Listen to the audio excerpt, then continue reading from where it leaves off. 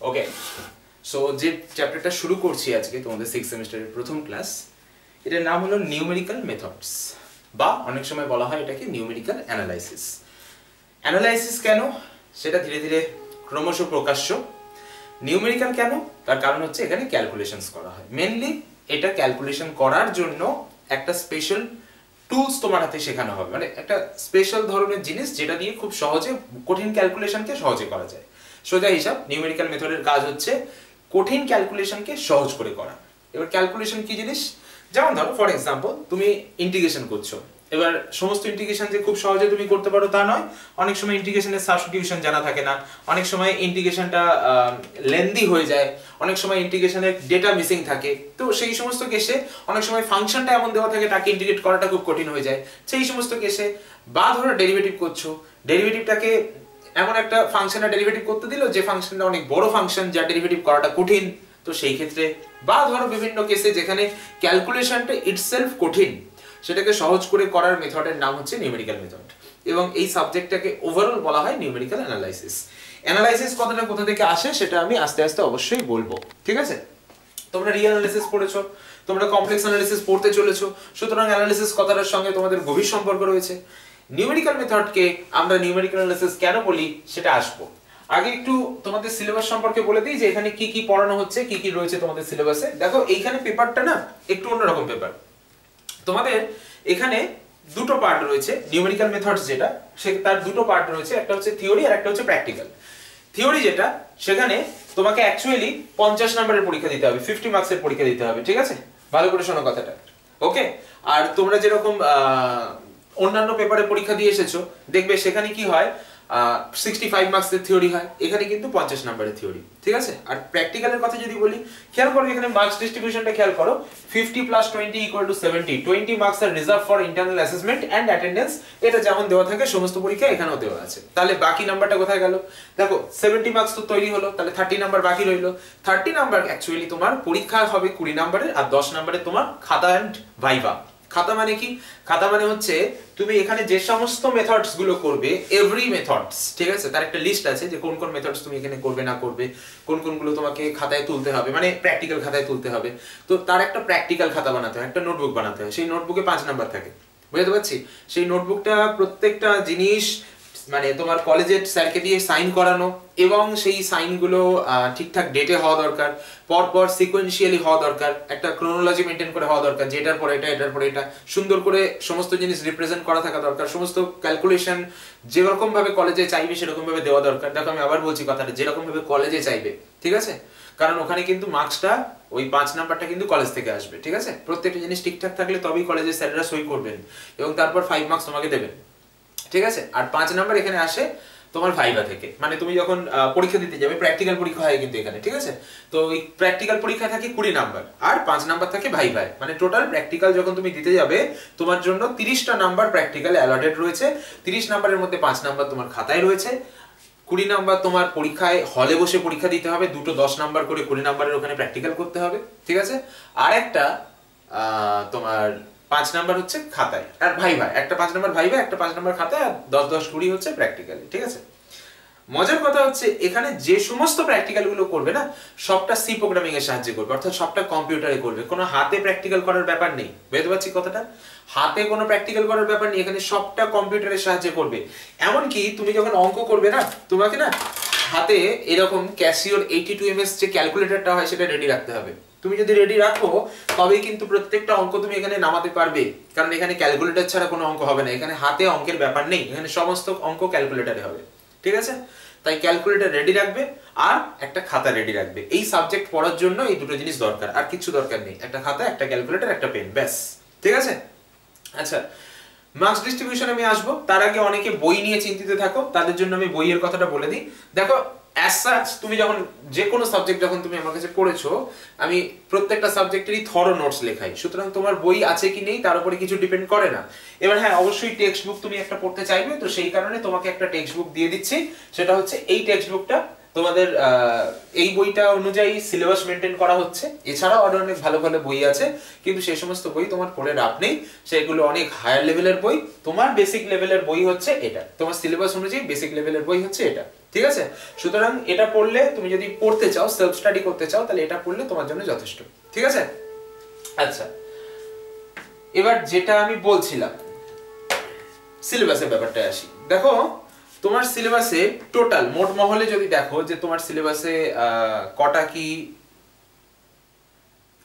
Part আছে, units আছে, এক মিনিট দাঁড়াও, হ্যাঁ ঠিক আছে, তোমার সিলেবাসে কটা কি ইউনিটস আছে এবং সেই ইউনিটগুলো কি কি মার্কস ডিস্ট্রিবিউশন আছে সেই সম্পর্কে আমি প্রথমে কয়েকটা কথা বলে দিই। দেখো শুরুতেই যদি এই ধারণাগুলো থেকে যায় না, তাহলে পরে গিয়ে আর কখনো মনে হবে না যে হ্যাঁ কোথায় কি মার্কস আছে না আছে। যদিও সেই জিনিসগুলো প্রত্যেকটা চ্যাপ্টারের শুরুতেও আমি বলবো, সেটা আলাদা কথা, কিন্তু আপাতত স্টার্টিং আমি একটু বলে দিই। এগুলো একদম মানে টেকনিক্যাল ব্যাপার স্যাপার, এগুলো মনে থাকবেও না। আমি আজকে বলবো, তুমি কালকে ভুলে যাবে, ন্যাচারাল ব্যাপার, কারণ কোনটায় কত মার্কস আছে সবসময় মনে রাখা কারোর পক্ষেই সম্ভব না। তাই প্রত্যেক চ্যাপ্টারের শুরুতেই আমি তোমাকে মনে করাবো, দেখো এই চ্যাপ্টার থেকে এত নাম্বার আসে, ঠিক আছে, মানে এই চ্যাপ্টারগুলো থেকে এত নাম্বার আসে, ঠিক আছে। দেখো তো এখানে অ্যাকচুয়ালি তোমার সিলেবাসের টোটাল 5টা ইউনিট আছে, 6টা ইউনিট আছে, ঠিক আছে। ওকে, 6টা ইউনিট মিলিয়ে তোমার সিলেবাসের 50 নাম্বার রয়েছে এবং এই 6টা ইউনিটে তুমি যা যা পড়বে, আমার কথাটা ভালো করে শোনো কিন্তু, যা যা পড়বে তার উপরে ডিপেন্ড করে তোমার প্র্যাকটিক্যালের খাতা তৈরি হবে, তার উপরে ডিপেন্ড করে তোমার প্র্যাকটিক্যাল পরীক্ষা হবে এবং সেই প্র্যাকটিক্যাল পরীক্ষায় যে দুটো প্র্যাকটিক্যাল তুমি করবে, যে দুটো তোমাকে করতে হবে 10-10-20 নাম্বার, সেটাও কিন্তু এখানের জিনিসই ওখানে প্র্যাকটিক্যালে করছো। মানে এটাতে থিওরি, এটাকে থিওরি বলে, এটাকে বলে থিওরি পেপার। দেখবে পেপার কোডে এখানে টিএইচ লেখা আছে, টিএইচ মানে থিওরি পেপার। আর প্র্যাকটিক্যালে যে পেপার কোডটা, তার সিলেবাসটা আমি এখানে আনিনি, তো স্যার সিলেবাসটা যদি দেখাতাম, তুমি এখানে দেখতে পিআর লেখা আছে, প্র্যাকটিক্যাল, ঠিক আছে। দেখো এখন কথা হলো কি, যে এই যে তুমি পেপারটা পড়ছো, এখানে টোটাল 6টা ইউনিট আছে। তুমি ইউনিট 1-এ এসো, ইউনিট 1-এ কি আছে না আছে সেসব পরের কথা, আগে জিনিসটা বোঝো যে কত নাম্বার এখান থেকে পরীক্ষায় আসবে। দেখো বড় কোয়েশ্চেনে আসি আমি, ঠিক আছে। বড় কোয়েশ্চেনে এখানে কিন্তু একটাই বড় কোয়েশ্চেন আসবে 5 নাম্বারে, মানে করতে হবে তোমাকে একটা, অ্যাকচুয়ালি দুটো টোটাল বড় কোয়েশ্চেন থাকবে, 5 নাম্বারের একটা বড় কোয়েশ্চেন তোমাকে করতে হবে, মানে দুটোর মধ্যে একটা করতে হবে, নাম্বারটা হচ্ছে 5, ঠিক আছে। কিন্তু সবসময় 5-এ এরকম ভাবে পুরো 5 নাম্বারের প্রশ্ন যে থাকবে সবসময় এরকম বলা যায় না, ঠিক আছে। আমাকে অনেক সময় 4+1, 2+3 এরকম ভাগেও ভাগ করে দিতেই পারে, তাতে কিছু সমস্যা নেই, জিনিসটা খুব সহজ, ঠিক আছে। আচ্ছা, আমি ইউনিট 2-তে আসছি। দেখো ইউনিট 2-তে তোমাকে অ্যাকচুয়ালি করতে হচ্ছে ওই একই দুটো কোয়েশ্চেনের মধ্যে একটা করতে হচ্ছে 5 নাম্বারের প্রশ্ন, 5 নাম্বার ইউনিট 2 থেকে থাকছে, ঠিক আছে।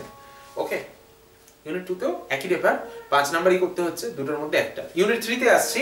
ইউনিট 3-তেও তোমাকে অ্যাকচুয়ালি 4টের মধ্যে দুটো করতে হচ্ছে, 10 নাম্বার, 5-5-10 দুটো প্রশ্নে, এরকম মার্কস অ্যালট থাকছে। ইউনিট 4-এ আসছি। ইউনিট 4-এ 4টের মধ্যে তোমাকে দুটো করতে হচ্ছে, 5-5-10 এই 10 নাম্বার, ঠিক আছে, একই জিনিস। ইউনিট 5-এ আসছি। ইউনিট 5-এও তাই, 4টের মধ্যে দুটো করতে হচ্ছে, 5-5-10 নাম্বার, ঠিক আছে। ইউনিট 6-এ আসছি। ইউনিট 6-এ একটা করতে হচ্ছে 5 নাম্বারের, টোটাল 5টার মধ্যে, ঠিক আছে। ওকে, তাহলে তোমার এই হচ্ছে টোটাল ইউনিটের মার্কস ডিস্ট্রিবিউশন। তুমি একটু খেয়াল করে দেখো তোমার কত নাম্বার হলো। দেখো ফার্স্ট ইউনিটে 5 নাম্বার, ইউনিট 1-এ 5 নাম্বার, ইউনিট 2-তে 5, ঠিক আছে। ইউনিট 1-এও 5, ইউনিট 2-তেও 5, 10 হলো। ইউনিট 3-তে চলে এসো, 10 20 হলো। ইউনিট 4-এ 10 30 হলো। ইউনিট 5-এ 10 40 হলো, ঠিক আছে। ওকে, এক মিনিট দাঁড়াও, হ্যাঁ 5-5-এ 10 10-এ 20 30 40, হ্যাঁ 45। তাহলে তোমার টোটাল বড় প্রশ্ন হিসাবে যদি দেখো, তোমাকে আনসার করতে হচ্ছে 45 মার্কসের। এখানে অ্যাকচুয়ালি কি হয় আমি একটু দেখাই, প্রিভিয়াস ইয়ারের প্রশ্ন। চলো আমি 2022-এর প্রশ্নটা খুলে দেখাচ্ছি। 23-এর প্রশ্নটা একই রকম, সেম প্যাটার্ন, ঠিক আছে। প্র্যাকটিক্যাল এখন খুলছি না, থিওরিটাই দেখাচ্ছি। প্র্যাকটিক্যালের প্রশ্ন, আচ্ছা ঠিক আছে, প্র্যাকটিক্যালের প্রশ্ন দেখাবো একটা, ঠিক আছে। তুমি যদি দেখো 45 না, এখানে একটু মার্কসের ক্যালকুলেশনের গন্ডগোল হলো, তাহলে 40 হওয়ার কথা অ্যাকচুয়ালি, ঠিক আছে। হ্যাঁ দেখো এখানে 10টা তোমার এমসিকিউ 10 নম্বরের, মানে এখানে জাস্টিফিকেশনের জন্য মার্কস থাকে না, জাস্ট কারেক্ট আনসারটা লিখলেই তুমি 10 নাম্বার পেয়ে যাবে, এখানে জাস্টিফিকেশনের ব্যাপার থাকে না। নিউমেরিক্যালে জাস্টিফিকেশন তোমায় দিতে হচ্ছে না, তবে দিলে তোমার ভালো, দিলে তোমার সুবিধা, কিন্তু তার জন্য আলাদা করে কোনো মার্কস পাচ্ছ না, ঠিক আছে। তুমি তো ক্যালকুলেশন যতটা করতে হবে সেটা তোমার জাস্টিফিকেশনে লিখে দেওয়া বেটার, ঠিক আছে, কিন্তু তার জন্য আলাদা কোনো মার্কস নেই, জাস্ট কারেক্ট আনসারের জন্য মার্কস পাচ্ছ। দেখো খেয়াল করো, each of the following question has 4 possible answer which is of which exactly one is correct, choose the correct alternative, just বলেছে choose the correct alternative, 1 into 10 10 number, ঠিক আছে। ওকে, তার মানে কি এখানে কারেক্ট আনসারটা করার জন্য জাস্ট তুমি 1 নাম্বার পাচ্ছ, এখানে কোনো জাস্টিফিকেশনের মার্কস নেই, ঠিক আছে। আর এমসিকিউ বাদে বড় কোশ্চেনের মার্কস ডিস্ট্রিবিউশনটা গন্ডগোল কেন হলো একবার দেখে নিই। ও আচ্ছা, আমার বলাটা ভুল হয়েছে অ্যাকচুয়ালি। ইউনিট 1 আর ইউনিট 2 মিলিয়ে তোমার কিন্তু একটা প্রশ্ন করতে হচ্ছে, ঠিক আছে? ঝামেলাটা এখানেই, আমি ওখানে ইউনিট 1 আর ইউনিট 2 দুটোকে আলাদা আলাদা 5 5 10 করে দিয়েছিলাম, ঠিক আছে? তো দুটো মিলিয়ে অ্যাকচুয়ালি 5 নাম্বার, ঠিক আছে? তোমার ইউনিট 1 আর ইউনিট 2 মিলিয়ে 5 নাম্বার, বাকি ইউনিট 3 থেকে 5 পর্যন্ত 10 নাম্বার করে প্রত্যেকটা, এবং ইউনিট 6টা আবার 5 নাম্বার। তার মানে ওই 40 মার্কসের বড় প্রশ্ন আর 10 মার্কসের এমসিকিউ, ঠিক আছে? এটা গেল তোমার থিওরি পার্টটা। আমি একটু প্র্যাকটিক্যালের কোশ্চেনটা দেখিয়ে দিই। কোশ্চেন দেখে তুমি এই মুহূর্তে বুঝতেও পারবে না সেরকম কিছু আহামরি, জাস্ট একটু দেখানো, তোমার সামনে ডিসপ্লে করছি, আর কিছু না ব্যাপারটা। এই হচ্ছে তোমাদের 2022 এর প্র্যাকটিক্যালের কোশ্চেনটা ছিল। এই প্র্যাকটিক্যালের তোমাকে অ্যাকচুয়ালি যেটা বললাম যে সি প্রোগ্রামিং এর সাহায্যে প্র্যাকটিক্যাল করতে হবে। তোমার পরীক্ষার ফুল মার্কস হচ্ছে 20, ঠিক আছে? 5 নাম্বার তোমার খাতায় থাকে। এই যে সেশনাল দেখছো, এই সেশনাল মানে হচ্ছে তুমি সারা সেমিস্টার ধরে যে খাতাটা তৈরি করছো সেটাকে বলে সেশনাল। আর 5 নাম্বার দেখছো ভাইভা ভোস, এই ভাইভা ভোসটা হচ্ছে তোমার অ্যাকচুয়ালি যেটাকে ভাইভা বলি আমরা বা মৌখিক পরীক্ষা বলি আমরা, 5 নাম্বার, ঠিক আছে? ওকে, আচ্ছা, তো এই হলো প্র্যাকটিক্যালে 30 নাম্বার। তো তোমাকে অ্যাকচুয়ালি দুটো প্রশ্ন আনসার করতে হবে। কিভাবে আনসার করবে না করবে সবটা ধরে ধরে শেখানো হবে, টেনশনের কোনো বিষয় নেই। এই যে পুরো প্র্যাকটিক্যালটা, এটা যা যা তোমার পরীক্ষায় আসবে না আসবে এভরিথিং হাতে ধরে করানো হবে, ঠিক আছে? ওকে, একটা জিনিস শুধু মাথায় রাখবে, কলেজের ইনস্ট্রাকশন অনুযায়ী তোমাকে খাতাটা বানাতে হবে। কলেজ যেরকম ভাবে চাইবে সেরকম ভাবে তোমাকে খাতাটা বানাতে হবে, তবেই তুমি কিন্তু এই খাতার 5 নাম্বারটা সুন্দরভাবে 5-এ 5 পাবে, ঠিক আছে? এবং স্বাভাবিকভাবেই তুমি চাইবে না মার্কস যাতে লুজ হয়। তো সেই জন্য যেটা তোমার মেন এম থাকবে সেটা হচ্ছে কলেজে যখনই কোনো প্র্যাকটিক্যাল করাবে সেই প্র্যাকটিক্যালটাকে তোমার খাতায় অ্যাকচুয়ালি প্রিন্ট করা হয়, ওটাকে লেখা তো হয় না, প্রিন্ট করা হয়। তো খাতায় তুলে প্রিন্ট করে সইটা ঠিকঠাক টাইমে করিয়ে রাখবে, এইটুকু তোমার কাজ, তুমি ওটা কমপ্লিট করে রাখবে, ঠিক আছে? বাকিটা তোমার পরীক্ষায় এই 20 নাম্বার যেটা, এই 20 নাম্বার আর 5 নাম্বার যেটা ভাইভা যেটা, এই 25 নাম্বার আমার দায়িত্ব প্র্যাকটিক্যালে, আর 5 নাম্বার তোমার দায়িত্ব। 5 নাম্বার কেন তোমার দায়িত্ব? কারণ খাতা তো আর, এটা তো আমার আন্ডারে পড়ে না, এটা কলেজের আন্ডারে পড়ে। সুতরাং কলেজের যদি ঠিকঠাক ভাবে সবকিছু সইটই থাকে তাহলে তোমাকে 5 নাম্বার নিয়ে চিন্তা করতে হবে না, আর এই 25 নাম্বার আমার দায়িত্ব, ঠিক আছে? হ্যাঁ বলো। স্যার বলছি, এই যে ভাইভাটা বললেন ওটা কি স্যার মানে বাইরের কলেজে কি দিতে হবে না নিজেদের কলেজে? ব্যাপারটা হচ্ছে যে এটা তো চেঞ্জ হয়।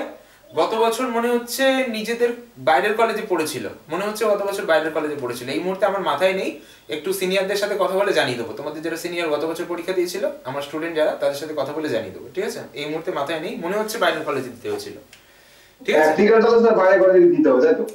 ওইটাই ভাইবার সাথেই প্র্যাকটিক্যাল ভাইবা একসাথেই হয়। মানে যখন তুমি প্র্যাকটিক্যাল দিতে যাবে, তখনই তোমার ভাইবাটা নেবে, তখনই তোমার এই খাতাটা দেখবে, খাতায় সব সইটই আছে কিনা, প্রত্যেকটা যে যে প্র্যাকটিক্যাল গুলো সিলেবাসে আছে প্রত্যেকটা প্র্যাকটিক্যালে সই আছে কিনা দেখবে, উইথ প্রপার ডেট।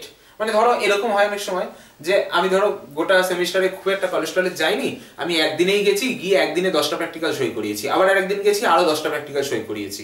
তো যিনি এক্সটার্নাল আছেন, যিনি এক্সটার্নাল খাতা দেখছেন, তিনি দেখবেন যে সইগুলো একই ডেটে করা আছে, তিনি সঙ্গে সঙ্গে তোমাকে জিজ্ঞেস করবেন যে তুমি কি তাহলে কলেজে এসে প্র্যাকটিক্যাল গুলো করো না? এবার তুমি তখন উত্তর কি দেবে? কিছু তো উত্তর দেওয়ার নেই, তখন তুমি চুপ করে দাঁড়িয়ে থাকবে। তখন এই 5-এর মধ্যে তোমাকে 2-3 দিয়ে ছেড়ে দেবে, আর যদি সব ঠিকঠাক সইটাই থাকে, সবকটা প্র্যাকটিক্যাল যদি করা থাকে, 5-এ 5 দিয়ে ছেড়ে দেবে। এই হলো ব্যাপার। এই 5 নাম্বার ওইভাবে ডিটারমাইন করে। আর যখন তুমি এই 20 নাম্বারের পরীক্ষাটা দিতে যাবে, তখনই তুমি পরীক্ষা দেবে, যখন পরীক্ষা চলাকালীন তোমাকে ডেকে বা পরীক্ষা হয়ে যাওয়ার পর তোমাকে ডেকে তোমার ওই 5 নাম্বারের ভাইবা তোমাকে নিয়ে নেবে। একজন একজন করে যেহেতু নেয়, মনে হচ্ছে চলাকালীনই ডাকবে, সেটা ডিপেন্ড করে ওই কলেজের এক্সটার্নালের উপর, পার্টিকুলারলি তিনি কি করবেন সেই স্পটে ডিসাইড করবেন তিনি, ঠিক আছে? বোঝা গেল? হ্যাঁ স্যার। এই নিয়মের ওপর তোমার অ্যাকচুয়ালি পুরোটা দাঁড়িয়ে রয়েছে। এই জিনিসটাই তুমি করছো একদম সবকিছু মেনটেন করে, বোঝা গেল? আচ্ছা, আমি একটুখানি চ্যাপ্টারে ঢুকবো আজকে, ইন্ট্রোডাকশনটা হালকা করে দেবো, ঠিক আছে? তো দেখো, এই কোয়েশ্চেন আমি এখন সরিয়ে দিলাম, কোয়েশ্চেন নিয়ে তোমার আর কোনো কাজ নেই। তুমি মার্কস ডিস্ট্রিবিউশন বুঝে গেছো। ইউনিট ওয়াইজ প্রথম দুটো ইউনিট থেকে একটা প্রশ্ন করতে হচ্ছে 5 নাম্বারের, আর বাকি 3, 4, 5 ইউনিট থেকে 10 নাম্বার করে করতে হচ্ছে, ঠিক আছে? আর লাস্ট ইউনিট যেটা 6th ইউনিট যেটা, সেখান থেকে একটা 5 নাম্বারের করতে হচ্ছে। এই তোমার হিসাব, ইউনিটের হিসাব, ঠিক আছে? এবার যখন কোনো চ্যাপ্টার আমরা পড়বো, তখন দেখো ইউনিট 1 আর ইউনিট 2 তো স্বাভাবিকভাবে আমাকে আগে পড়তেই হবে। তো ইউনিট 1 আর ইউনিট 2 যখন পড়বো, তখন মাথায় রাখবো যে এখান থেকে শুধু 5 নাম্বারের একটাই প্রশ্ন আসবে। তবে এটাকে তুমি যদি ইগনোর করে দাও যে এখান থেকে তো 5 নাম্বারের একটা প্রশ্ন আসবে, তাহলে মোটামুটি একটা প্রশ্ন করতে পারলেই তো আমার কাজ শেষ, দুটোর মধ্যে একটা করতে হবে, তো এত হেডেক নিয়ে লাভ নেই। যদি তুমি এরকম ভাবে করো, ইগনোরটা যদি করে দাও, তখন কি হবে জানো? তখন সমস্যা হবে, তুমি এর কনসেপ্টের উপর তো বাকি ইউনিটগুলো দাঁড়িয়ে রয়েছে, এর কনসেপ্টটা মাথায় না থাকলে বাকি ইউনিটগুলো তোমার বুঝতে সমস্যা হবে। ঠিক আছে, বুঝে গেল? তো মার্কস কম থাকলেও কনসেপ্টটা যেন মাথায় থাকে, এইভাবে তোমাকে পড়তে হবে। ঠিক আছে, চলো আমি তো থ্রু আউট পড়াবো, থরলি পড়াবো, তো সেখানে কনসেপ্টটাই আমার কাছে মেন উদ্দেশ্য। চলো এবার আমি ঢুকছি এক এক করে। আমাকে পড়তেটা কি হবে এখানে দেখো, সবার আগে আমি যেটা দিয়ে স্টার্ট করব, যে কাকে বলবো নিউমেরিক্যাল অ্যানালিসিস এবং কেন অ্যানালিসিস। দেখো নিউমেরিক্যাল অ্যানালিসিস কি কাজে লাগে আমি তোমাকে প্রথমেই বলেছি। নিউমেরিক্যাল অ্যানালিসিসের উদ্দেশ্য হচ্ছে তোমার যে কঠিন ক্যালকুলেশনটা সেটাকে সহজ করা। তার জন্য যদি একটু আধটু অ্যাপ্রক্সিমেশন নিতে হয়, নেওয়া হবে, তাতে কোনো সমস্যা নেই। কারণ কি, কারণ হচ্ছে এমনিতেই না, তুমি যখন কোনো বড় ক্যালকুলেশন করো, ধরো একটা নাম্বার যার মধ্যে ডেসিমেলের পরে 10টা 12টা ডিজিট আছে, তুমি সেই 10টা 12টা ডিজিট নাও না, তুমি অ্যাকচুয়ালি 2-3টে ডিজিটই নাও, বা 4টে, খুব ভালো হলে 4টে ডিজিট নাও। কিন্তু এই যে নেওয়াটা, যে কতগুলো ডিজিট নিলাম, দেখো নেওয়ারও তো একটা হিসেব আছে, আমি ইচ্ছা মতো নিতে পারি না। আচ্ছা নিলাম, ইচ্ছা মতো নিলাম, কিন্তু যখনই আমি 4টে ডিজিট নিলাম, যেটা আমার 10 ডেসিমেল ছিল সেটাকে আমি 4 ডেসিমেল করে দিলাম, তো সেখানে একটা এরর তো অবশ্যই জেনারেট করবে। যদি এররটা খুবই ফ্র্যাকশনাল, যদি এররটা খুব ছোট, কিন্তু এরর তো অবশ্যই জেনারেট করবে। এবার যে এররটা জেনারেট করলো, আমি তো জানি যে একটা এরর জেনারেট করেছে, তো সেই এররটাকে মিনিমাইজ করার দায়িত্ব কার? নিশ্চয়ই আমারই হওয়া উচিত। আমি যখন জানি যে আমার ওই অ্যাপ্রক্সিমেশনের জন্য একটা ছোট এরর এসছে, তাহলে এররটাকে কন্ট্রোল করার দায়িত্ব আমার হওয়া উচিত। এবং শুধু তাই নয়, এররটা কতটা আমি অ্যালাউ করব, যে ঠিক আছে আমার এরর এতটা পর্যন্ত হলে আমার কাজ চলে যাবে, কতটা অ্যালাউ করব, সেটারও একটা সমস্যা হবে। যেমন আমি তোমাকে একটা প্র্যাকটিক্যাল এক্সাম্পল দিচ্ছি, চলো একটা এক্সাম্পল নেওয়া যাক এইভাবে। ঠিক আছে, যে ধরো আমরা যখন, ধরো তুমি যখন কোন একটা অঙ্ক করো, ধরো সেখানে একটা ছবি আঁকতে হবে। ঠিক আছে, একটা ছবি অঙ্কের সাথে আঁকতে হবে, সিম্পল জিনিস বোঝাচ্ছি। তো তুমি ছবিটা আঁকলে, ঠিক আছে, এঁকে ছবিটা যদি একদমই না বোঝা যায়, তার ব্যাপারটা আলাদা। তো তুমি চাও কি, যে যাতে বেশি টাইম খরচা না হয়, অথচ ছবিটা যাতে বোঝা যায়, তার জন্য আর্টিস্টিক ওয়েতে ছবি আঁকতে হবে এমন ব্যাপার নয়। তার মানে কি, তার মানে হচ্ছে দেয়ার আর সাম এরর্স। ছবি আঁকায় অবশ্যই কিছু, মানে অ্যাজ এন, মানে যদি ছবির কথা বলো, ডায়াগ্রামের দিক থেকে সামান্য একটু আদ্রুত এপাশ ওপাশ আছেই, বাট সেই এররগুলো ম্যানেজেবল, মানে সেই এররগুলো নেওয়া যায়, কোনো অসুবিধা নেই, সেই এররগুলো কনসিডারেবল। ঠিক আছে, ঠিক এরকমই আমরা যখন কোনো ক্যালকুলেশন করি, সেই ক্যালকুলেশনে অনিচ্ছাকৃতভাবে কিছু এরর চলে আসে, মানে আমাদের ক্যালকুলেশনের সময় কিছু এরর ঢুকে যায়। সেই এররগুলো কিভাবে কন্ট্রোল করতে হয়, সেই এররগুলো কিভাবে মিনিমাইজ করতে হয়, এবং সেই এররগুলোকে কতটা ইগনোর করা যায় বা কতটা কনসিডার করা যায়, করতে হয়, সেই সম্পর্কে আমাদের ফার্স্ট চ্যাপ্টার। ঠিক আছে, তো নিউমেরিক্যাল অ্যানালাইসিসের আইডিয়াটা আগে দেওয়া যাক, যে নিউমেরিক্যাল অ্যানালাইসিসটা জিনিসটা কি। দেখো নিউমেরিক্যাল অ্যানালিসিস মানে হলো এমন একটা ব্রাঞ্চ অফ ম্যাথমেটিক্স যেটা সব জায়গায় কাজে লাগে। মানে তুমি যদি আজকে ম্যাথমেটিক্সের কথা বলো, তার মধ্যে তো কাজে লাগবেই, কারণ ম্যাথমেটিক্সের সব জায়গায় ক্যালকুলেশন। ম্যাথমেটিক্স ছেড়ে যে কোনো যদি অন্যান্য সাবজেক্টে যাও, দেখবে তুমি যারা ইঞ্জিনিয়ারিং পড়ে তাদেরও নিউমেরিক্যাল অ্যানালিসিস পড়ানো হয়, যারা ফিজিক্স পড়ে তাদেরও নিউমেরিক্যাল ক্যালকুলেশনস, নিউমেরিক্যাল অ্যানালিসিস, তার দেখবে ম্যাথমেটিক্যাল ফিজিক্স বলে একটা পার্ট আছে, তার মধ্যে আবার নিউমেরিক্যালস বলে একটা পার্ট আছে, সেখানে নিউমেরিক্যাল মেথডস পড়ানো হয়। যারা কেমিস্ট্রি পড়ে তাদেরকেও নিউমেরিক্যাল মেথডস পড়ানো হয়, যারা বায়োলজি পড়ে তাদেরকেও নিউমেরিক্যাল মেথডস পড়ানো হয়। কেন পড়ানো হয়? বিকজ নিউমেরিক্যাল মেথডস মানে হচ্ছে কঠিন ক্যালকুলেশনকে সহজ করে করার মেথড। তো সেই মেথডটা জানা থাকলে যে কোনো কঠিন ক্যালকুলেশন সে সহজ করে করতে পারবে। তো তোমার তো ম্যাথসে সেটা কাজে লাগবেই, যারা অন্যান্য ব্রাঞ্চে পড়ে তাদেরও সেটা কাজে লাগে। ঠিক আছে, তো এই সাবজেক্টটার এতটাই কি বলবো এক্সপ্যানশনটা, যেটা সব জায়গায় মোটামুটি কাজে লাগে। ঠিক আছে, আমি এখানে একটুখানি মানে নিউমেরিক্যাল মেথডস কি জিনিস না জিনিস সেই নিয়ে একটুখানি স্টেটমেন্ট দিয়েছি, এগুলো আর কি পড়ে শোনাবো বলে, এগুলো জাস্ট একটু নিজেরা পড়বে, তাহলে আইডিয়াটা পাবে। ঠিক আছে, ওকে, আমি মেন জায়গায় চলে যাচ্ছি। আমাদের অ্যাকচুয়ালি চ্যাপ্টার 1 এর নাম হচ্ছে অ্যানালিসিস অফ এরর্স, বা এটাকে আমরা এস্টিমেশন অফ এরর্সও বলে থাকি। ঠিক আছে, ওই যে একটু আগে বলছিলাম যে ক্যালকুলেশন করতে গেলে সেখানে কিছু এরর আসবেই। ঠিক আছে, ওকে, তো সেই এরর্সে চলে আসছি। দেখো এরর্স এর কথা যদি বলতেই হয়, তাহলে এরর কি জিনিস একদম ফর্মালি ডিফাইন করে বলাটা বেটার। ঠিক আছে, আমি সবাইকে বলে দিচ্ছি আবার, পাতি একদম 11-12 যে ক্যালকুলেটর ইউজ করতে FX82MS, এর থেকে হায়ার ভ্যালু ক্যালকুলেটর হলেও কোনো অসুবিধা নেই, কিন্তু মিনিমাম এই বেসিক ক্যালকুলেটরটা হাতে যেন থাকে। ঠিক আছে, এই ক্যালকুলেটর ছাড়া কিন্তু নিউমেরিক্যাল অ্যানালিসিস পড়ে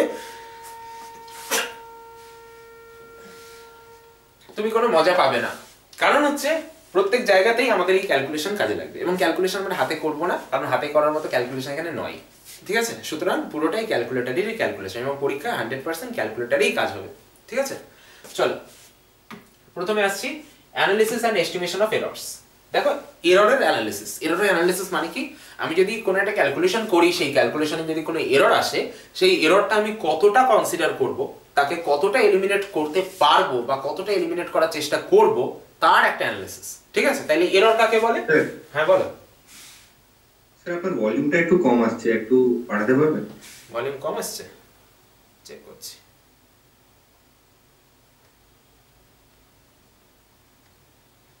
এবার চলে আসবে ভলিউম, ঠিক আছে? এবার আসছে তো? হ্যাঁ স্যার এবার ঠিক আছে। ওকে চলো। সো এরর কাকে বলে? ধরো আমি বললাম যে কোন একটা নাম্বার যার এক্সাক্ট ভ্যালু, ভালো করে শুনবে আমার কথাটা, কিন্তু খুব ইম্পর্টেন্ট কথা, প্রত্যেকটা জায়গায় এখানে বোঝা আছে। ঠিক আছে, তুমি অ্যাকচুয়ালি অ্যানালিসিস পড়ছো, সুতরাং প্রত্যেকটা জায়গা তো বুঝতেই হবে। ধরো একটা নাম্বার যার এক্সাক্ট ভ্যালু হচ্ছে x, কি বললাম শুনেছো? একটা নাম্বার আছে যার এক্সাক্ট ভ্যালু হচ্ছে x। এক্সাক্ট ভ্যালু মানে যেটার মধ্যে কোনো এরর নেই, that is called exact value. ঠিক আছে, তো একটা নাম্বারের এক্সাক্ট ভ্যালু ধরো x, এবং আমি তার একটা অ্যাপ্রক্সিমেট ভ্যালু নিচ্ছি, তার নাম দিলাম x স্টার। তুমি অন্য নামও দিতে পারো, অনেকে x a ও দেয়, অ্যাপ্রক্সিমেটের জন্য a ইউজ করে সাফিক্সে, সমস্যা কিছু নেই, যা খুশি দেবে, কোনো ব্যাপার না তাতে। x একটা নাম্বার, তার অ্যাপ্রক্সিমেট ভ্যালু হচ্ছে x স্টার। এরর কাকে বলে?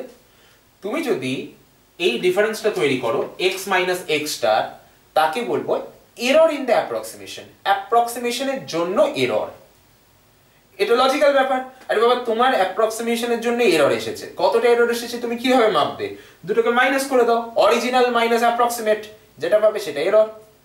এখন তোমার মনে একটা প্রশ্ন আসা খুব স্বাভাবিক নয় কি, যে আমি কেন এরকম মাইনাসই করব? আমি তো উল্টোও করতে পারতাম, x স্টার মাইনাস x ও করতে পারতাম, এটাই বা কেন করলাম? এরকম কি আমাকে বলে দিল যে এটাই করো? আমি উল্টোও করতে পারতাম। তো তার জন্য যাতে কেউ মনে মনে অসন্তুষ্ট না হয়, যে সবাই যাতে সন্তুষ্ট থাকে যে হ্যাঁ ঠিক আছে, আমাকে x মাইনাস x স্টার করে দিয়েছে, আমি x স্টার মাইনাস x ও করতে পারি, তার জন্য এই এররটাকে অতটা গুরুত্ব দেওয়া হয় না। বলা হয় যে এই এররটাকে ভুলে যাও, তার বদলে অ্যাবসলিউট এররের কথা ভাবো। অ্যাবসলিউট এরর মানে কি? অ্যাবসলিউট এরর মানে হচ্ছে error irrespective of the sign. মানে কি? মানে তুমি এররের সাইনটাকে সরিয়ে দিয়ে অনলি ভ্যালুটাকে রাখো, that is called absolute error. ঠিক আছে, তাহলে অ্যাবসলিউট এরর নিলে লাভ কি? অ্যাবসলিউট এরর নিলে লাভ এটাই যে তুমি x মাইনাস x স্টার নিয়েছো না x স্টার মাইনাস x নিয়েছো, that does not matter, because mod দেওয়া থাকে, তাই না? তাহলে অ্যাবসলিউট এরর যখন আমরা ডিফাইন করছি, তখন আমরা বলছি এই রকম,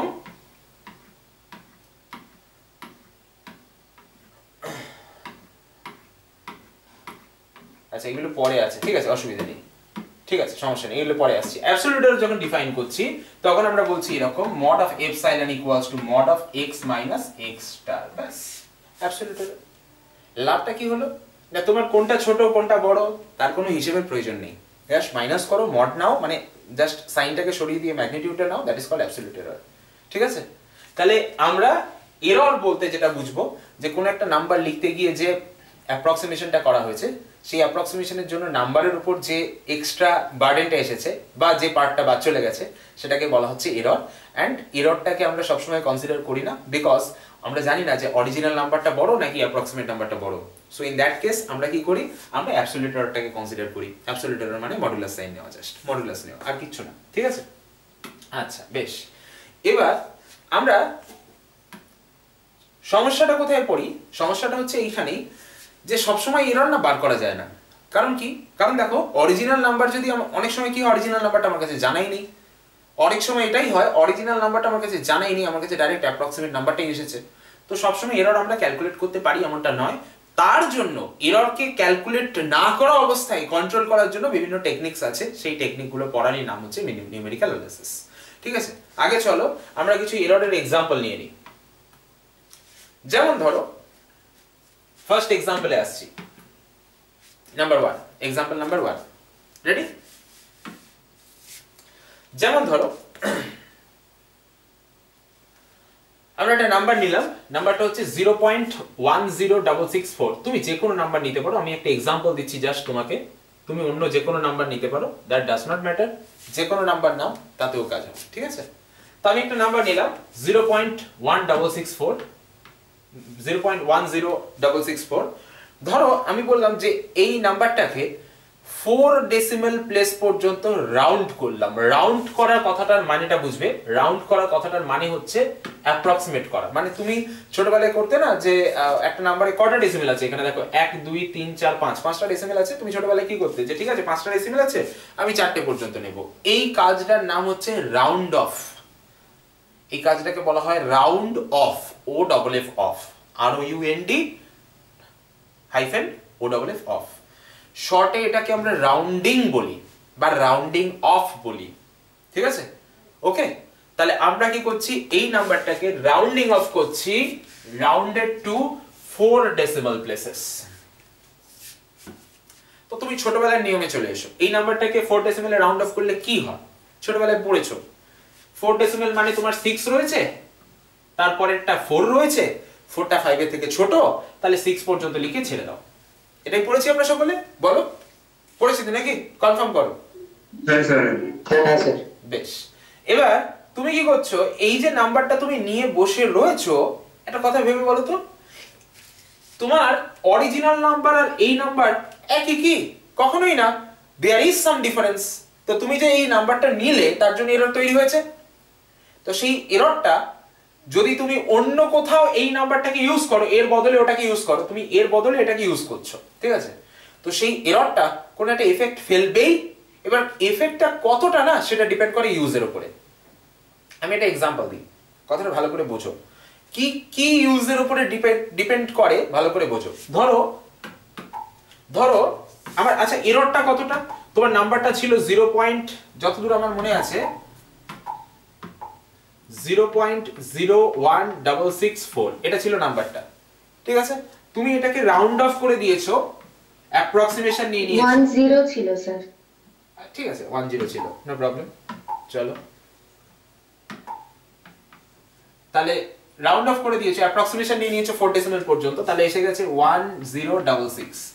আচ্ছা, এদের মধ্যে যে এররটা জেনারেট হয়েছে, আমি যদি এররকে এপসাইলন বলি, এটাকে তুমি x বলছো, এটাকে তুমি x এর অ্যাপ্রক্সিমেট ভ্যালু বলছো, x স্টার বলছো, তাহলে epsilon is x minus x star, that is equals to 0.000004। এবার আমি কি বললাম শুনলে? আমি বললাম যে এই এররটা কতটা ইমপ্যাক্ট ফেলবে আমার ক্যালকুলেশনে, সেটা ডিপেন্ড করে এটা দিয়ে আমি কি করছি। হ্যাঁ, এটা দিয়ে কি করছি মানে এটা দিয়ে ক্যালকুলেশন করবো অবভিয়াসলি, বাট ক্যালকুলেশনটা কি রকম? যোগ, বিয়োগ, অ্যাডিশন, সাবট্রাকশন, মাল্টিপ্লিকেশন, ডিভিশন, কি রকম ক্যালকুলেশন করছি, পাওয়ার, রুট, কি করছি তার উপর ডিপেন্ড করে এটা কতটা ইমপ্যাক্ট ফেলবে। ফর এক্সাম্পল, আমি যদি অ্যাড করি, ধরো আমি একটা নাম্বার নিয়েছি, তার সাথে এটাকে অ্যাড করব, তাহলে যা ইমপ্যাক্ট হবে, আর এটা দিয়ে যদি মাল্টিপ্লাই করি, ইমপ্যাক্ট সেম হবে? বলো, কখনোই সেম নয়। আমি যদি এটা দিয়ে ডিভাইড করি, ইমপ্যাক্ট সেম হবে? কখনোই সেম নয়। কেন আমি বলছি কখনোই সেম নয়, কেন বলছি? বিকজ যেখানে এররের ভ্যালু খুব কম, ঠিক আছে, সেখানে অ্যাডিশন সাবট্রাকশন কিন্তু কিছু যায় আসে না। অ্যাকচুয়ালি অ্যাডিশন সাবট্রাকশন করলেও গায়ে লাগে না সেখানে। বাট যেখানে এররের ভ্যালু খুব কম, সেখানে ডিভাইড করে দিলে নাম্বারটা অনেক বেড়ে যায়। ভাবতে পারছো? যদি এররটা, ফর এক্সাম্পল, যদি এররটা এরকম হতো 0.00000004, এটা দিয়ে কোনো নাম্বারকে ডিভাইড করো, এটা দিয়ে ডিভাইড করতে বলেছি, তাহলে কত বড় হয়ে যাবে রেজাল্টিং নাম্বারটা, ভাবছো? তাহলে কোন এররের ইমপ্যাক্ট বেশি? এই এররের ইমপ্যাক্ট বেশি না এই এররের ইমপ্যাক্ট বেশি in case of division by error? বলো। সেকেন্ডটার ইমপ্যাক্ট বেশি। সেকেন্ডটার ইমপ্যাক্ট বেশি, বাট টেকনিক্যালি তুমি যদি ভাবো যে এই এররটা কিন্তু স্মলার, বাট স্মলার এররের ইমপ্যাক্ট বেশি in case of division by error. যখন তুমি এরর দিয়ে ডিভিশন করছো, তখন তোমার পুরো অবস্থা খারাপ করে দেবে। তাহলে বুঝতে পারছো, you need to control the error. তোমার এররের কন্ট্রোল দরকার। এবার তুমি যদি জানো যে কতটা ইমপ্যাক্ট, তোমার কাছে যদি এরকম একটা রাস্তা থাকে যে ঠিক আছে আমি ডিভিশন করবো এরর দিয়ে, বাট আই নো যে আমার ইমপ্যাক্ট কতটা পর্যন্ত হতে পারে। দেখো একটা জিনিস তো ঠিক, যে ব্রিজে গাড়ি চললে ব্রিজের উপর ভার থাকবে, ব্রিজের উপর ভার থাকবে, অবভিয়াসলি ব্রিজের উপর ভার থাকবে, কিন্তু সেই ব্রিজটা ভারটাকে ধরে রাখতে পারবে কিনা, that is the question. Bridge তো সাজিয়ে রাখার জন্য বানানো হয়নি, আমার কথাটা বোঝার চেষ্টা করো। ব্রিজ তো সাজিয়ে রাখার জন্য বানানো হয়নি। ব্রিজে গাড়ি চললে ব্রিজ জার্কিং হবে, ভাইব্রেশন হবে, টেনশন তৈরি হবে, বাট সেই জিনিসগুলো অ্যাকসেপ্ট করার ক্ষমতা আছে কিনা ব্রিজে সেটাও তো দেখতে হবে। তো এখানেও তেমনি ক্যালকুলেশন করতে গেলে এরর আসবে, খুব নর্মাল ব্যাপার। ব্রিজে গাড়ি চললে যেরকম ভাইব্রেশন হবে, ক্যালকুলেশন করতে গেলে তেমন এরর আসবে, খুব নর্মাল ব্যাপার, ঠিক আছে। এখন সেই এররটাকে কন্ট্রোল করার এবিলিটি আমার অঙ্কের আছে কিনা সেটা আমাকে দেখতে হবে। সেই এররটাকে ক্যালকুলেট করে কতটা এবিলিটি মানে আমার অঙ্ক, আমার যে ক্যালকুলেশন সেটা কতটা এররকে হ্যান্ডেল করতে পারে, ম্যাক্সিমাম কতটা এররকে হ্যান্ডেল করতে পারে। এররকে হ্যান্ডেল করা মানে কি, মানে হচ্ছে এররটাকে সাপ্রেস করে দেওয়া, তার জন্য যেন ফাইনাল রেজাল্টে অ্যাব্রাপ্ট ডিফারেন্স না আসে, দ্যাট ইজ কল্ড এররটাকে হ্যান্ডেল করা, ঠিক আছে। ফাইনাল রেজাল্ট মানে যেটা তোমার দরকার। যেমন ধরো ইন কেস অফ ব্রিজ, আমি যেটা এক্সাম্পল দিচ্ছিলাম, ব্রিজের উপর দিয়ে গাড়ি চলছে, ব্রিজটা বানিয়ে দিয়েছে, ধরো 2 মাস গাড়ি চললো, তারপরে দেখলে ব্রিজটা ভেঙে পড়ে গেল। আরে বাবা, তাহলে ব্রিজটা বানানোর দরকার কি ছিল? ব্রিজের উপর দিয়ে গাড়ি চলার জন্যই তো ব্রিজটা বানানো, সাজিয়ে রাখার জন্য তো বানানো হয়নি। তো এখানেও তেমনি ফাইনাল রেজাল্টে যেন অ্যাব্রাপ্ট চেঞ্জ না হয়, মানে তুমি যেটা চাও সেরকম রেজাল্টই যেন আসে, তাকেই বলে এররটাকে হ্যান্ডেল করা। তোমার ক্যালকুলেশন এররটাকে হ্যান্ডেল করতে পারছে কিনা, দ্যাট ইজ দ্য কোয়েশ্চেন, ঠিক আছে। তাহলে চলো আগে তো এরর ক্যালকুলেট করা শেখো, কত টাইপস এর এরর হয় সেটা শেখো, তারপর এররকে ক্যালকুলেট করা মানে এররকে হ্যান্ডেল করা শিখবে, ঠিক আছে। চলো আরেকটা एग्जांपल দেওয়া যায়। ধরো অরিজিনাল নাম্বারটা আছে, অরিজিনাল নাম্বারটা 0.10666, ঠিক আছে। 0.10666 কে আমরা রাউন্ড অফ করছি 4 ডেসিমাল প্লেসে, 4 ডেসিমাল প্লেসে রাউন্ড অফ করতে চলে আসছে 0.1067। আচ্ছা, এটা জানা আছে নিশ্চয়ই যে আমরা 4 ডেসিমাল প্লেসে রাউন্ড অফ করছি, তাহলে 5th ডেসিমালে দেখবো আছে 6 means greater than 5, so add 1 add করে আমরা 0.1067 করলাম। এটা ক্লাস ছোটবেলাকার নিয়ম। ছোটবেলায় আমরা শিখেছি তো এই নিয়মগুলো, বলো শিখেছি তো? কারণ নিশ্চয়ই মনে হচ্ছে না এগুলো অজানা কিছু, একদম বেসিক জানা জিনিসই আমরা বারবার ধরে বলছি, ঠিক আছে। এবার তুমি আবার ভেবে ফেলো না যে এইরকম জিনিস তাহলে আমরা পড়বো এখানে, না এরকম জিনিস সবসময় পড়বো না, শিখবো অবশ্যই, আরো আছে জিনিস, এটা তো স্টার্ট হচ্ছে, ঠিক আছে। দেখো এবার খেয়াল করে দেখো, তুমি যে এরর গুলো ক্যালকুলেট করেছো একটু ভালো করে যদি অবজার্ভ করে দেখো, তোমার 4 ডেসিমেলে রাউন্ড অফ করার জন্য তৈরি হয়েছে, 4 ডেসিমেলে রাউন্ড অফ করার জন্য তৈরি হয়েছে, ঠিক আছে। দেখো এরর গুলো কিন্তু অ্যাকচুয়ালি, যেটা আমি বারবার বলছি যে এররটা কতটা, দেখো খেয়াল করো, এরর গুলো কিন্তু অ্যাকচুয়ালি নো মোর দ্যান 0.405, 4 মানে 405, ঠিক আছে। মানেটা কি, এই কথাটা মানে বোঝো, এইটা হচ্ছে 5th ডেসিমাল প্লেস, ঠিক আছে। তাহলে 5th ডেসিমাল প্লেসে 5 রেখেছি, আমার বক্তব্য হচ্ছে এরর গুলো এর থেকে বেশি নয়। তাহলে 4 ডেসিমাল প্লেসে রাউন্ড অফ করার জন্য ম্যাক্সিমাম পারমিসিবল এরর কত হওয়া উচিত না, 4 ডেসিমেলে যে ভ্যালুটা থাকে, 4 ডেসিমেলে যে ভ্যালুটা থাকে তার প্লেস ভ্যালুর হাফ। 4 ডেসিমেলে কি ভ্যালু থাকে, 4 ডেসিমেলের সবচেয়ে ছোট ভ্যালু কি, 0.001, প্লেস ভ্যালু যেটা 0.001, তার হাফ মানে 0.005, এর চেয়ে বেশি যেন না হয়। আমরা যখন রাউন্ড অফ করব আমাদের নিয়মটা এরকম, চলো 4 ডেসিমেলে রাউন্ড অফ করব, তাহলে 4 ডেসিমেলের যে প্লেস ভ্যালু, 4 ডেসিমেলের যে প্লেস ভ্যালু 0.001 প্লেস ভ্যালু বলেছো, তার মানে এখানে 1, ঠিক আছে, তার হাফের চেয়ে যেন বেশি না হয়, তার মানে বাই 2, তার মানে 0.00005, যেন আমি 4 ডেসিমেলে রাউন্ড অফ করলে এর চেয়ে বেশি এরর না হয়। ফর এক্সাম্পল তুমি যদি 5 ডেসিমেলে রাউন্ড অফ করতে, তাহলে আমি বলতাম যে এররটা যেন এর চেয়ে বেশি না হয়, দ্যাটস ইট। তুমি যত ডেসিমেলে রাউন্ড অফ করবে তার প্লেস ভ্যালুর হাফের থেকে কম এরর হতে হবে, তবেই তুমি তাকে পারমিসিবল এরর বলবে। যদি তার চেয়ে বেশি এরর হয় তাহলে তোমার রাউন্ড অফ করে লাভটা কি হবে, ঠিক আছে। তাহলে এটা হচ্ছে রাউন্ড অফ করার প্রথম নিয়মটা, যে চলো আমি 4 ডেসিমেলে রাউন্ড অফ করব, তাহলে 4 ডেসিমেলের প্লেস ভ্যালুর হাফের থেকে কম এরর হতে হবে। তাহলে তুমি একটু খেয়াল করে দেখো, তোমার এরর যেটা বেরিয়েছিল, দেখো প্রথম এররটা বেরিয়েছিল 0.1234, ন্যাচারালি তুমি এটাকে এরকম রাউন্ড অফ করেছো, তাহলে 0.404 এসেছিল। তার ভ্যালুটা যেটা এরর এসছে, absolute value of the error, অবশ্যই আমরা এররের অ্যাবসলিউট ভ্যালু নিয়ে কথা বলবো, ঠিক আছে, সেটা যেন অবশ্যই এর থেকে যেন কম হয়, তো এর থেকে কমই আছে, সমস্যার কিছু নেই। আবার দেখো সেকেন্ড যে রাউন্ড অফটা করেছো, এটাকে রাউন্ড অফ করেছো কি দিয়ে, এটা দিয়ে রাউন্ড অফ করেছো, তাহলে 0.10666 রাউন্ড অফ করেছো 0.1067, তাহলে এররটা কত হয়েছে, অ্যাবসলিউট এররটা কত হয়েছে। তোমার অরিজিনাল নাম্বার কত ছিল, তোমার অরিজিনাল নাম্বার ছিল 0. এটা x ছিল, 0.10666 x স্টার অ্যাপ্রক্সিমেট নাম্বার কত 0.1067 তাহলে হোয়াট ইজ অ্যাবসলিউট এরর কত হয়েছে বলো কত হয়েছে বলো মাইনাস করো তো ক্যালকুলেটরে ফেলে মাইনাস করে দাও 0.10666 মাইনাস 0.1067 কত হয়েছে 0.0004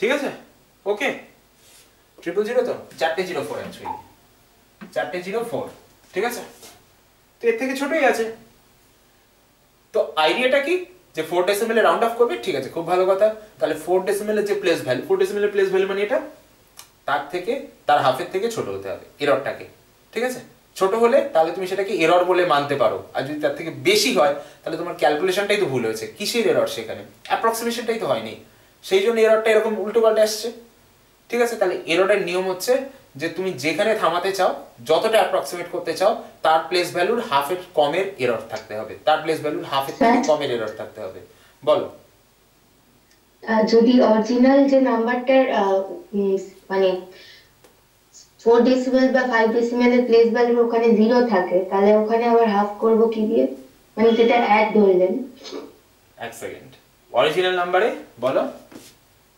অরিজিনাল নাম্বারের ওখানে তো এক যেটা ধরলেন সবথেকে ছোট এক হতে পারে সেই জন্য হাফ করলেন সবথেকে ছোট এক হতে পারে না প্লেস ভ্যালু মানে কি প্লেস ভ্যালু জায়গাটার ভ্যালু ভালো করে বোঝো কথাটা যে জায়গাটায় তুমি ক্যালকুলেশন করছো সেই জায়গাটার ভ্যালু 4 ডেসিমেলের প্লেস ভ্যালু তাহলে তুমি সেখানে কত রাখবে সবচেয়ে ছোট ইন্টিজার রাখবে মানে 1 রাখবে 4 ডেসিমেলে 1 রাখলাম এটা হলো প্লেস ভ্যালু 0.001 তাকে 2 দিয়ে ভাগ করলাম আমি পেলাম 0.405 বক্তব্য হচ্ছে 4 ডেসিমেলে রাউন্ড অফ করব মানে 4 ডেসিমেল পর্যন্ত অ্যাপ্রক্সিমেট করব তাহলে আমার এরর যেন যেভাবেই হোক না কেন রাউন্ড অফটা এমন ভাবে করব আমি যে এরর যেন এর থেকে ছোট হয় এই হলো উদ্দেশ্যটা এবার বলো তোমার প্রশ্নটা কি বলছি একের বলছি এমনি তাহলে অরিজিনাল নাম্বারে যেটাই থাক প্লেস ভ্যালুর জায়গায় এক দিয়ে করতে হবে অরিজিনাল নাম্বার অ্যাপ্রক্সিমেট নাম্বারের মধ্যে ডিফারেন্স যেটা সেটা হলো এরর ভালো করে বোঝো কথাটা কিন্তু তুমি কত পর্যন্ত থামিয়েছো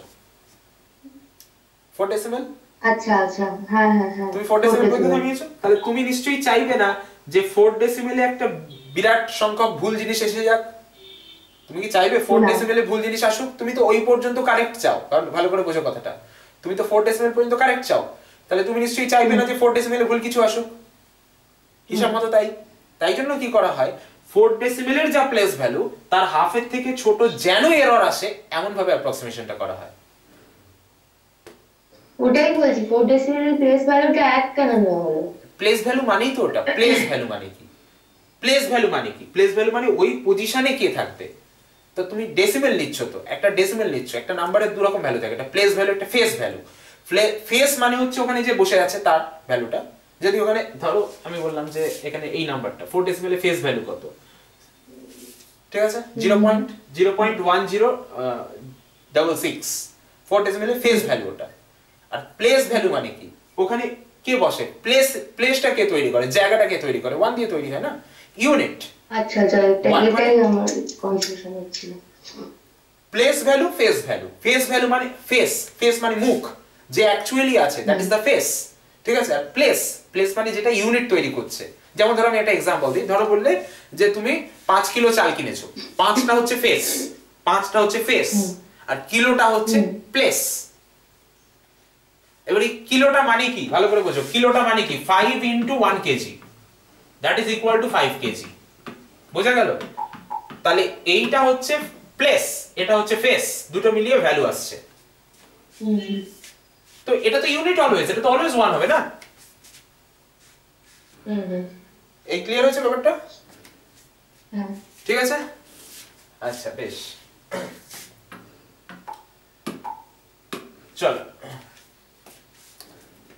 এবার যেটা বলছিলাম তো আমরা কি করছি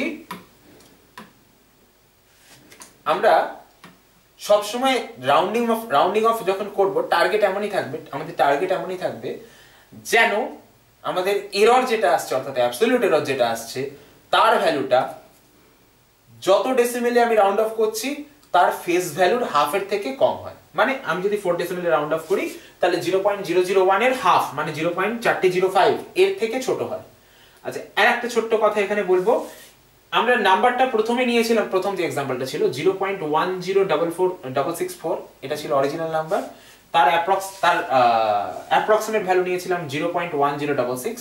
খেয়াল করে দেখো অরিজিনাল নাম্বারের থেকে অ্যাপ্রক্সিমেট নাম্বারটা ছোট, ঠিক আছে? যখন অ্যাপ্রক্সিমেশনটা ছোট নাম্বারের দিকে যায় তখন আমরা বলি রাউন্ডিং ডাউন। ডাউন মানে নিচের দিকে নামা, সেই জন্য ছোট নাম্বারের দিকে গেলে ডাউন বলা হয়।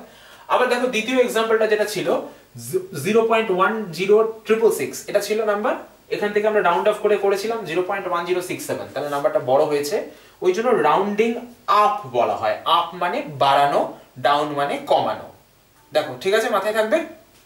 রেডি? বলো। বেশ, চলো। অনেক সময় কি হয়, একটা বর্ডার লাইন কেস আসে। বর্ডার লাইন কেস মানে না বাড়লো না কমলো, মানে না তুমি তাকে আপ বলতে পারবে না তুমি তাকে ডাউন বলতে পারবে। সমস্যাটা কি? ধরো একটা এক্সাম্পল দেওয়া হোক, ধরো নাম্বারটা এরকম দেওয়া হলো, ধরো নাম্বারটা এরকম দেওয়া হলো 0.10665। তুমি এটাকে রাউন্ড অফ করলে কি করবে আমি তোমাদের থেকে একটু জানতে চাই, যে একটু আমাকে বলো যে এটা রাউন্ড অফ করলে কি করবে, নিজেদের মতো করে বলো যে হ্যাঁ এটা করব, বলো। স্যার 6 টাকে 7 করতাম। 6 টাকে 7 করতে চাইছো, 6 টাকে 7 করতে চাইছো, তার রিজন কি? 5 আছে তাই 5 আছে, বেশ। এবার 6 টাকে 7 তুমি যেরকম করতে চাইছো, এখানে 5 আছে বলে আমার ইচ্ছা হলে আমি 6 ও রাখতে পারি। এবার তুমি বলবে কেন রাখতে পারি, তুমি বলবে কেন রাখতে পারি। আচ্ছা ঠিক আছে, আপাতত সেই তর্কে আমি গেলাম না, 7 অথবা 6 যে কোনো একটা করা হবে।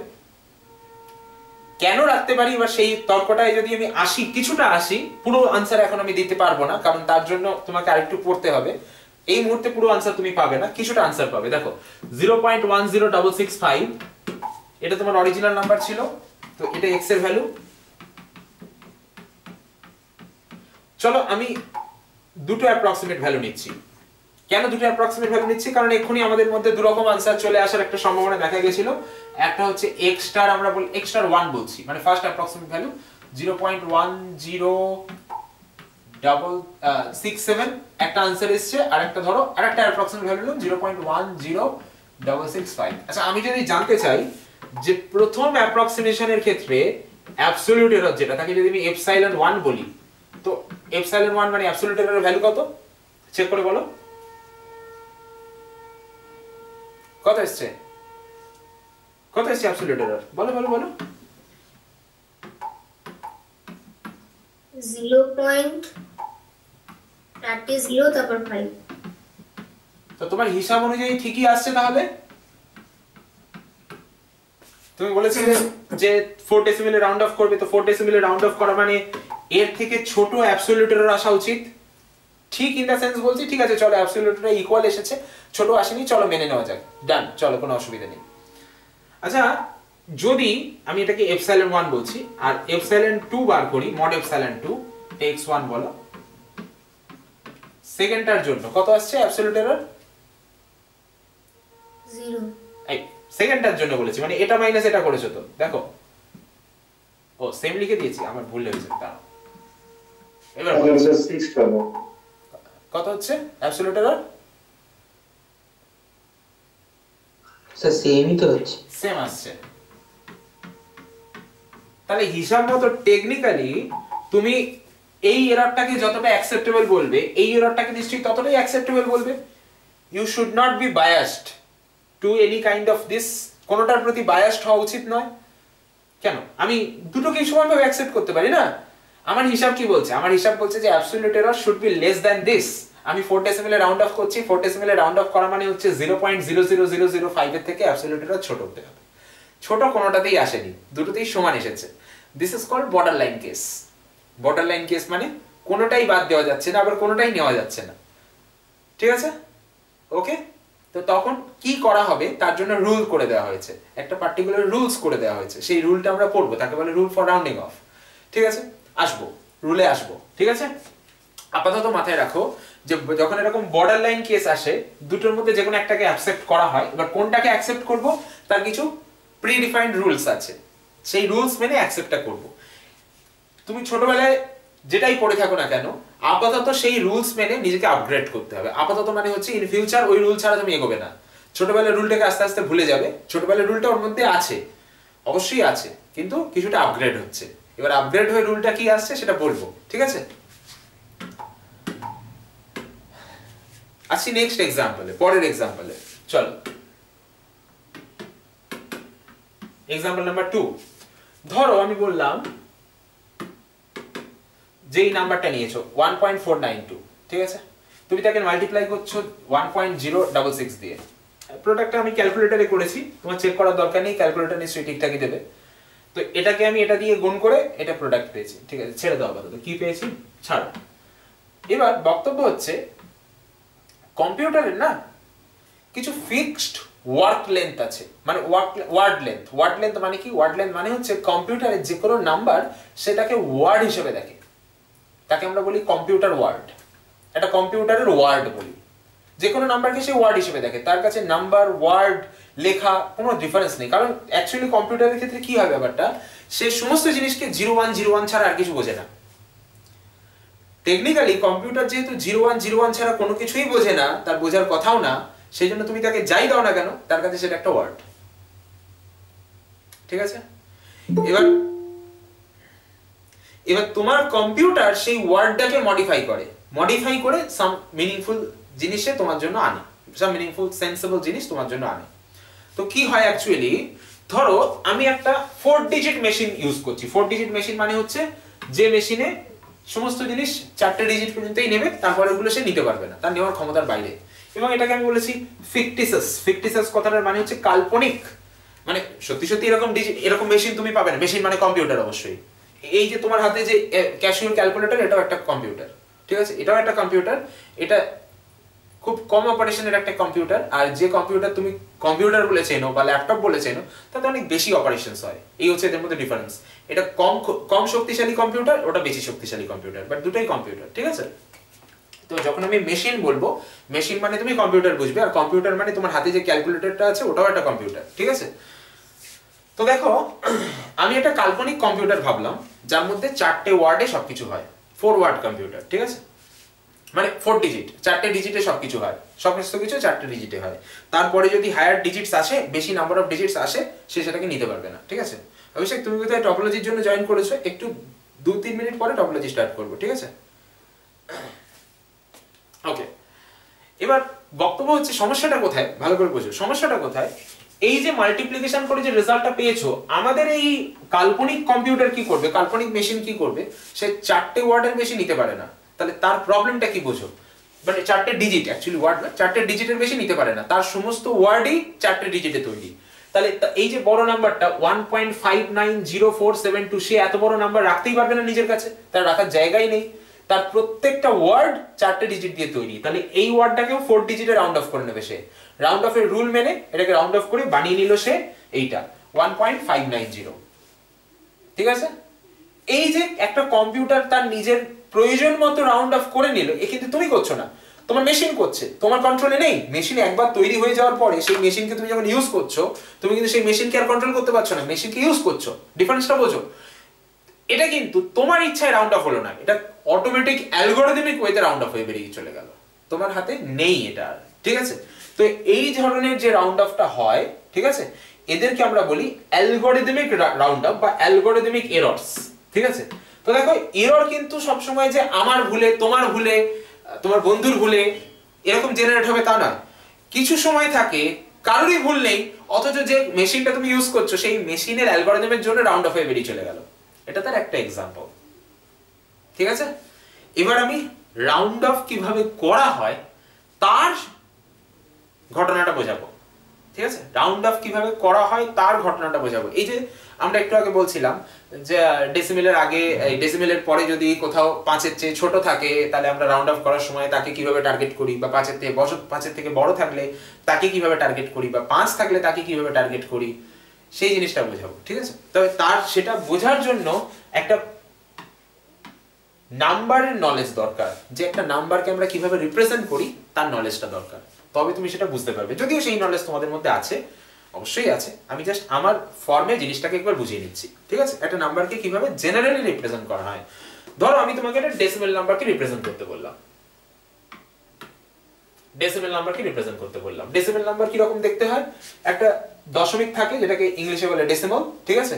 এবং তার আগে কিছু ডিজিটস থাকে, তার পরে কিছু ডিজিটস থাকে, ঠিক আছে? এই হচ্ছে একটা ডেসিমেল নাম্বারের আমরা বলি real number. Real number, decimal number বলার থেকে বেটার হচ্ছে রিয়েল নাম্বার। একটা রিয়েল নাম্বারের জেনারেল রিপ্রেজেন্টেশন। এবার এই যে রিয়েল নাম্বারটা রিপ্রেজেন্ট করেছি, এটাকে একটু সিম্বলিক ওয়েতে আমরা রিপ্রেজেন্ট করছি। সিম্বলিক মানে কি দেখো, আচ্ছা এই যে প্রথমে নাম্বারগুলো দেখতে পাচ্ছ, ডেসিমেলের আগে যে নাম্বারগুলো দেখতে পাচ্ছ, ফার্স্ট ডেসিমেলের আগে নাম্বার দেখতে পাচ্ছ A0, তারপরে A1, তারপরে A2, তারপরে AP-1, তারপরে AP। এরা কারা? এরা অ্যাকচুয়ালি ডিজিটস, যেখানে 0 থেকে 9 এর মধ্যে কেউ না কেউ বসে আছে। আমরা তাদেরকে এইভাবে কেন লিখেছি? বিকজ আমরা তো জানি না যে নাম্বারটা কি অ্যাকচুয়ালি যে কোনো রিয়েল নাম্বারের রিপ্রেজেন্টেশন বলছি, তো সেই জন্য এইভাবে লেখা হচ্ছে। এবার একটু এগো, একটু এগো আস্তে আস্তে। দেখো এইটুকু নাম্বারের দিকে তাকাও, অনলি এইটুকু নাম্বার A0, A1, মানে তোমার নাম্বারটা শুরু হচ্ছে অ্যাকচুয়ালি এটা। ফর এক্সাম্পল AP এর একটা ভ্যালু আছে 0 থেকে 9 এর মধ্যে, AP-1 এর একটা ভ্যালু আছে 0 থেকে 9 এর মধ্যে, A2 এর আছে, A1 এর আছে, A0 আছে, সবারই আছে। তো তুমি AP-1, A2, A1 এদের ভ্যালুগুলো নিয়ে এইটুকু যে নাম্বার রয়েছে তাকে কিভাবে লিখতে পারো সেটা আমি তোমাকে বলছি। দেখো তো এইভাবে লিখতে পারো কিনা। A0 plus A1 into 10 to the power 1 plus A2 into 10 square plus dot dot AP into 10 to the power P, এই পর্যন্ত লিখলে এই নাম্বারটা ফুলফিল হলো কিনা দেখো তো, দেখে বলো আমাকে। হবে? বলো হবে কি? হবে তো, বেশ। তারপরে যে ডেসিমেল পার্টটা আছে A1, A-1, A-2 dot dot dot, মানে A-3, A-4 আমি আর লিখিনি, ঠিক আছে? আর কত লিখবো? ডেসিমেল তো অনেক সময় রেকারিং ডেসিমেল হয় না, রেকারিং ডেসিমেল মানে চলতেই থাকছে 0.333। লাইক ধরো তুমি 1/3 ক্যালকুলেট করেছো, 1/3 এর রিয়েল নাম্বার রিপ্রেজেন্টেশন বার করছো, সো 1/3 এর রিয়েল নাম্বার রিপ্রেজেন্টেশন মানে 0.3333। This is recurring. তুমি কোথায় থামতে পারবে? তুমি তো থামতেই পারবে না, তুমি তো চলতেই থাকবে। সো দ্যাটস ওয়াই আমি A-1, A-2, A-3, A-4, মানে এটা ধরো A-1, সিম্পলি বোঝো, এটা A-1, এটা A-2, এটা A-3, এটা A-4, এটা A-5 and so on dot dot dot dot. So that's why আমি লিখে চলেছি, আমি স্টপ করতে পারছি না, ঠিক আছে? ওকে, এবার স্টপ হতেও পারি, লাইক ধরো 1/5, 0.2, এখানে তো ডাইরেক্ট স্টপ হয়ে গেল। তোমার এখানে 0.A-1, দ্যাটস ইট, কমপ্লিট। আর তো লিখবে না, তুমি ডট ডট দিয়ে যাবে কি? না দেবে না, কেন দেবে ডট ডট? যেখানে ডট ডট আছে সেখানে ডট ডট দেবে, যেখানে নেই সেখানে কেন দেবে? বাট ইন জেনারেল যখন তুমি একটা কথা বলছো সেখানে এটাই দেওয়া উচিত। জেনারেল যখন বলছো সাধারণের জন্য, ফর অল, ঠিক আছে, তার জন্য এটাই বলা উচিত, ঠিক আছে? তো আমি যখন জেনারেল রিপ্রেজেন্টেশনটা করছি একটা নাম্বারের, তাহলে ফার্স্টে এই নাম্বারটা দিলাম, তারপরে ডেসিমাল দিলাম, তারপরে এই নাম্বারটা। আচ্ছা দেখো এই নাম্বারটার জন্য কি পার্ট অ্যাড হবে? কোন পার্টটা অ্যাড হবে? A-1 into 10 to the power -1 plus A-2 into 10 to the power -2 plus A-3 into 10 to the power -3 plus so on, যতদূর তুমি লিখতে চাইবে লেখো, ডট ডট ডট। তাহলে এই যে নাম্বারটা, এই রিয়েল নাম্বারটাকে এই ফর্মে আমরা লিখতে পারি কি পারি না বলো তাড়াতাড়ি? পারি? হ্যাঁ স্যার, লিখতে পারি। সবাই বলো পারি তো? বলো। হ্যাঁ লিখছি কেন?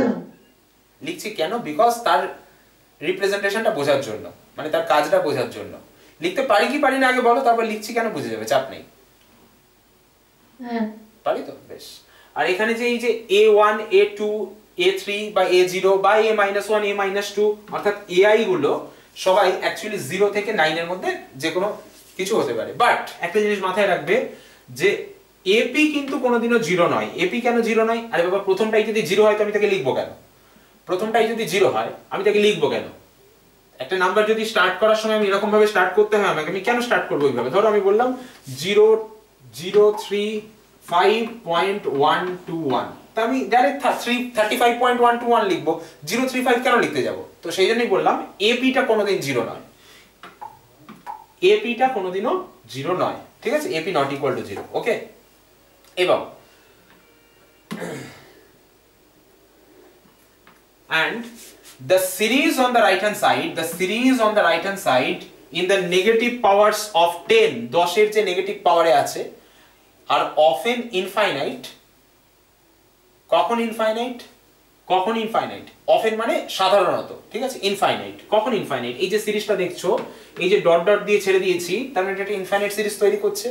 কখন ইনফাইনাইট সিরিজ তৈরি করছে, কেন ইনফাইনাইট সিরিজ তৈরি হবে, দেখো তো, খেয়াল করো তো, কেন ইনফাইনাইট সিরিজ তৈরি হয়, কখন তৈরি হয়, এই ধরনের নাম্বারের ক্ষেত্রে, সাধারণত এই ধরনের নাম্বারের ক্ষেত্রে, ঠিক আছে, যাদেরকে আমরা পি বাই কিউ আকারে লিখতে পারি না। তুমি ভেবো না যে মানে এইটা যে একদম সবসময় যে লেখা যায় তা নয়, মানে এটার জন্য লেখা যায়, অবভিয়াসলি 1/3 লেখা যায় এটাকে, বাট মোস্ট জেনারেলি যদি বলো, কখন আমরা ডট ডট দিয়ে ছেড়ে দিই, কখন আমরা লিখতে পারি না ওই রিপ্রেজেন্টেশনটা, ডেসিমাল রিপ্রেজেন্টেশনটা, যখন সেটা জেনারেলি ইরেশনাল নাম্বার হয়।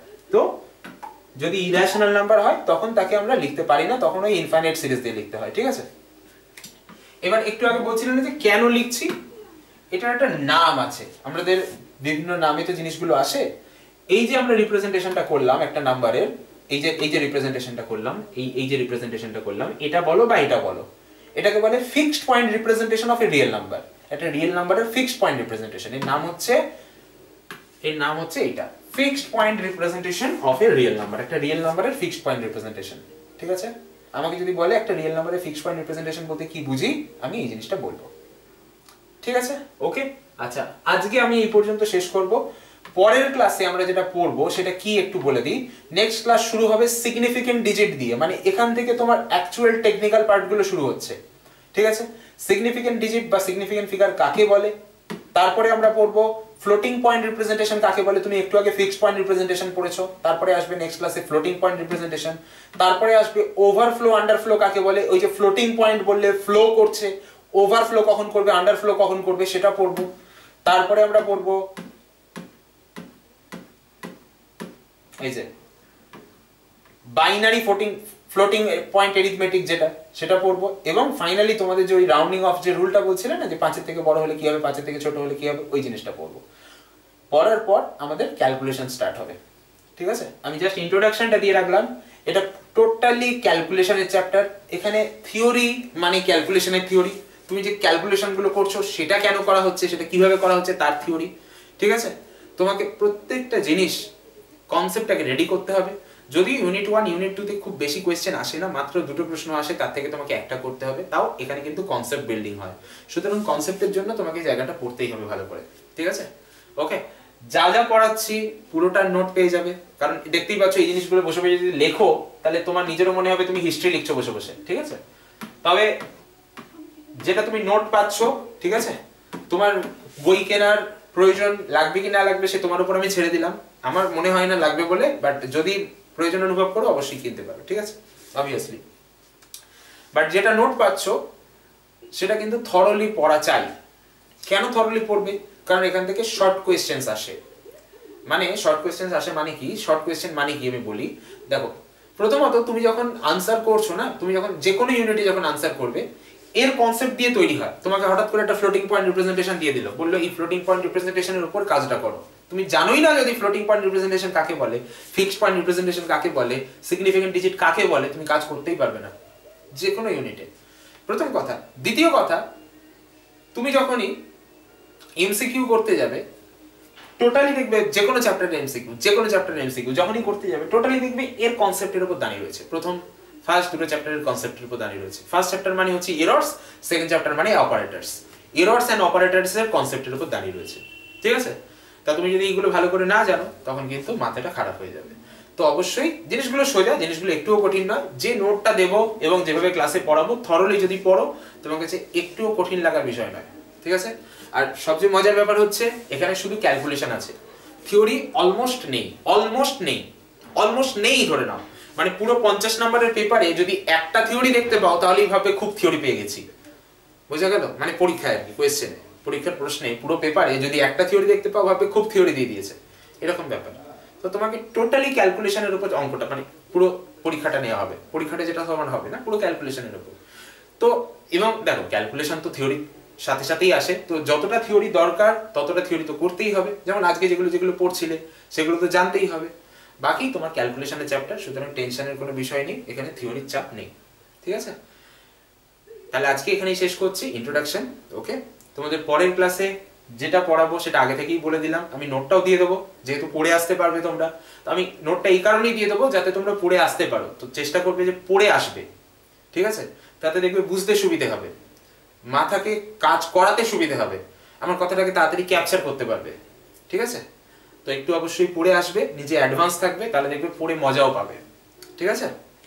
চলো শেষ করছি, যাদের টপোলজি ক্লাস আছে সেম লিংকে এক্ষুনি স্টার্ট হবে, ঠিক আছে? স্যার বলছি এটা